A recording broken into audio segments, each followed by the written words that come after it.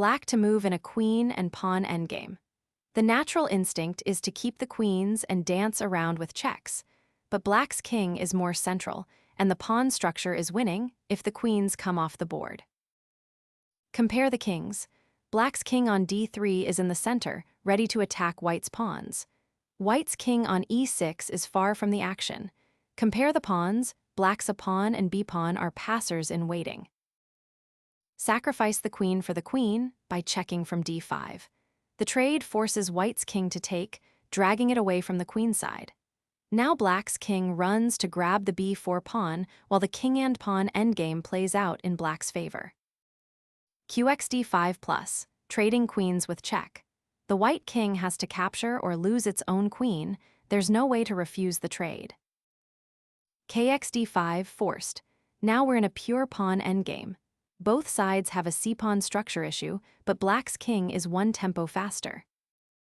kc3, black's king attacks the b4 pawn. White must do something or lose it. White pushes the c-pawn, hoping to create a passed pawn faster than losing material. Black has the perfect response. bxc6+, black captures the pawn with check.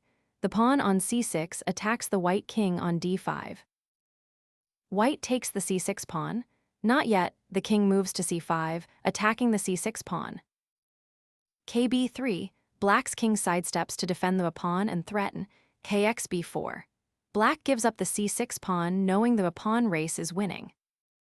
White grabs the pawn, but the position is now decided. Black wins the b-pawn next. kxb4, black's king captures the last white pawn. Black has a passed upon that promotes. White cannot catch it. The endgame is technically won. When the queens are on but your king is more active and your pawn structure is better, trading queens often wins the resulting pawn endgame. Count tempi, not material.